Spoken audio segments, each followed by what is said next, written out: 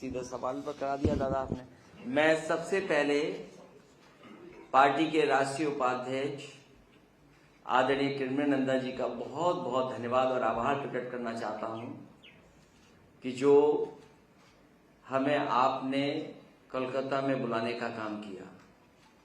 ये नेताजी के साथ बहुत पुराने साथी रहे हैं। नेताजी के साथ कई बड़े महत्वपूर्ण फैसले इन्होंने साथ मिलकर के लिए हैं और जैसा पहले दिन से हम लोग कह रहे हैं और आज फिर उस बात को दोहरा रहे हैं, जब कभी यहां पर कोई कार्यक्रम हुआ है उसके बाद हम लोग उत्तर प्रदेश में लौटे हैं तो समाजवादी पार्टी आगे बढ़ी है और बड़ी भूमिका निभाई है समाजवादी पार्टी ने देश की राजनीति में। और मुझे पूरा भरोसा है कि समाजवादी पार्टी की जो राष्ट्रीय कार्यकारिणी यहां बैठी है, हमारी पार्टी का नेतृत्व यहां बैठा है, उसने सबने मिलकर के यही फैसला लिया है कि उत्तर प्रदेश में समाजवादी पार्टी के साथ जो गठबंधन हैं, जो गठबंधन दल हैं, उनसे मिलकर के 80 की 80 सीटें भारतीय जनता पार्टी को हराने का काम करेंगी। सर, आजम खान का भी जिक्र किया गया है, रेजोल्यूशन जो पास किया गया है कि आजम खान के साथ बहुत अन्याय हुआ है। इन भारतीय जनता पार्टी के लोग कह रहे हैं कि उन्होंने पूर्व में ऐसे काम किए थे जिसकी चलते जांच हुई है।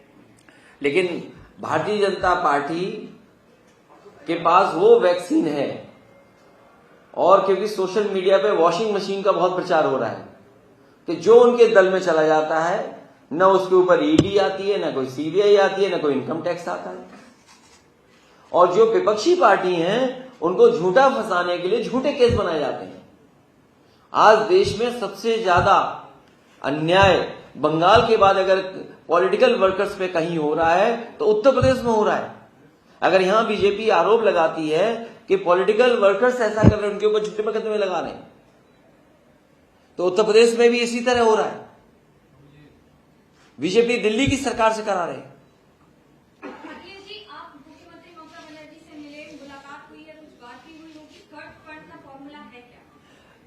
फार्मूला नहीं बताया जाएगा, फार्मूला यही है कि भारतीय जनता पार्टी को हराया जाए। अखिलेश जी, आपने पहले कह दिया है कि 2024 के चुनाव से पहले आप एक non Congress anti BJP front के तहत जो है अन्य जो विपक्षी दल है, रीजनल पार्टी से उनको साथ लेकर आएंगे। तो क्या 2024 के चुनाव से पहले आप ये माने कि ये जो फ्रंट है वो बिना कांग्रेस के ही होगा, रीजनल पार्टी के साथ? अभी रीजनल पार्टीज और कुछ दल इस प्रयास में है कि कोई न कोई अलायंस, गठबंधन या कोई भी फ्रंट तैयार हो और इस कोशिश में आदरणीय ममता बनर्जी जी भी काम कर रही हैं। तेलंगाना के मुख्यमंत्री जी वो भी चाहते हैं, बिहार के मुख्यमंत्री रहे हैं, बिहार के मुख्यमंत्री वो भी कोशिश कर रहे हैं। तो इस तरह देश के बहुत सारे रीजनल पार्टी के लीडर्स इस कोशिश में हैं कि कोई न कोई फ्रंट बने।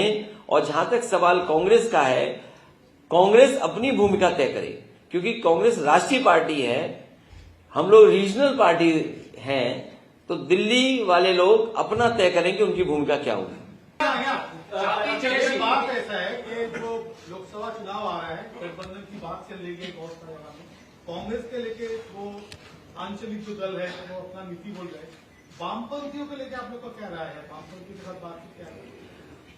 वो भी अपनी भूमिका तय करे, जैसे कांग्रेस अपनी भूमिका तय करे वैसे ही वो दल भी मिलकर के अपनी भूमिका तय करे। तो आप लोग क्या जनगणना आने वाले चुनाव में, क्योंकि उनका भी कुछ स्टेट में है, अच्छा उनका भी परफॉर्मेंस है, तो आने वाले दिनों में लेफ्ट पार्टी को क्या आप लोग वहां से मिलेंगे और उनसे बातचीत करेंगे 24 में एक साथ आने की? अभी फिलहाल इस तरह की कोई प्रस्ताव हमारे दल में नहीं आया है। वो बड़े दल रहे हैं और एक बड़ा दल है, इसलिए वो अपनी भूमिका तय करें। भाजपा एक जनगणना को लेके, कास्ट सेंसस को लेके ममता जी से आपकी कोई बात हुई है क्या?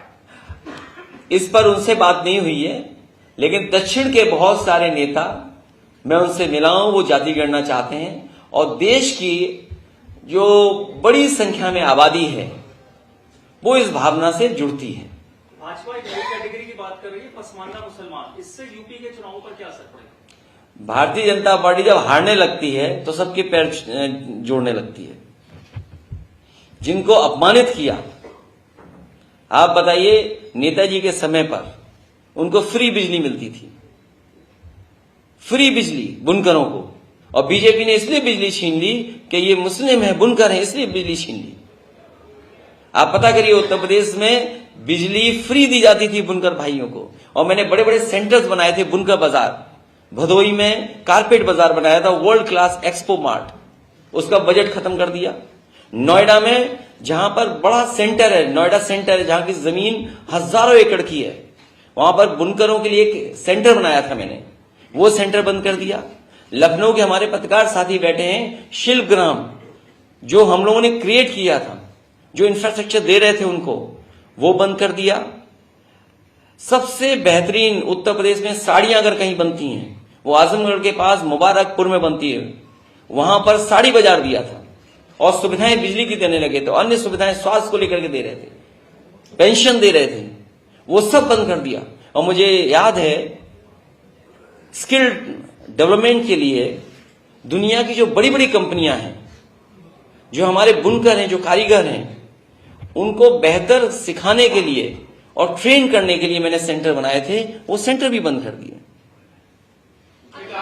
तो उनसे क्या उम्मीद करोगे भारतीय जनता पार्टी से?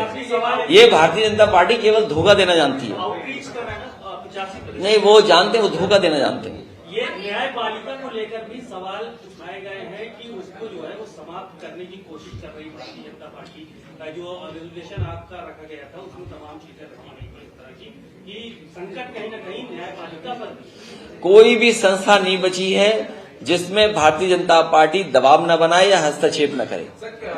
रिजिजू ने कहा है, जो न्यायपालिका की बात हुई है, कई जजेस ने अपनी जो कॉलेजियम है उसके ऊपर अपनी राय दी थी, तो उन्होंने कहा ये जो एक्स रिटायर्ड जजेस हैं, ये यहाँ के जुडिशियल सिस्टम को पूरा खत्म करना चाहते हैं, मतलब जो भी उनके विपक्ष में राय दे रहा है उसके ऊपर के एलिगेशन लगा जाए, जजेस भी नहीं बचे सुप्रीम कोर्ट या हाई कोर्ट। ये कई बार इस तरह के सवाल उठे, ये अभी से नहीं, कई बार इस तरह के सवाल उठे। अखिलेश जी, ये पहला मौका है जब शिवपाल यादव इस बार कार्यकारिणी की बैठक में शामिल हुए थे, तो पूरा अंतर आएगा?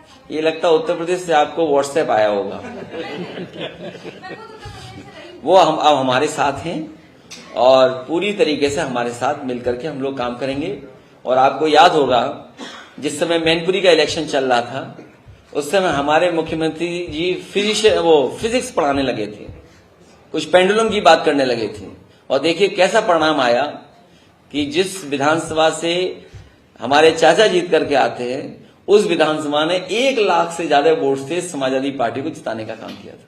दूसरा सवाल, इस बार पहली बार नेताजी के बिना राष्ट्रीय कार्यकारिणी बैठक हुई है, बतौर आप राष्ट्रीय अध्यक्ष, क्या अंतर संगठन के लिए होगा, क्या संदेश होगा संगठन के?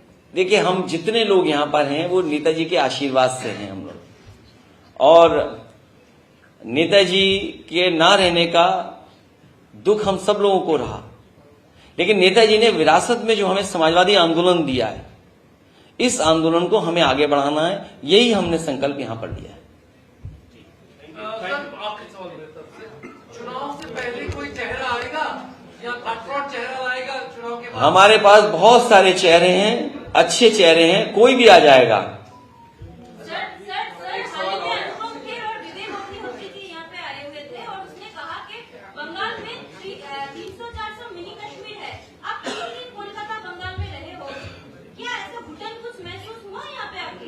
मुझे तो हर चीज यहाँ की अच्छी लगी। वो पता नहीं किस नजर से वो लोग देखते हैं। ये बीजेपी वालों की नजर बहुत खराब है, अगर मान लीजिए कि कोई और दिल और खराब है। हमने तो यूपी में करीब से देखा है, यूपी में जितना करीब से देखा है आप उसका सोच नहीं सकते हैं। यहां तो कुछ भी नहीं उससे। चलिए, बहुत धन्यवाद। कैसा भारत चाहिए, समाजवादी अखिलेश के संग समाज के पथ पर आइए।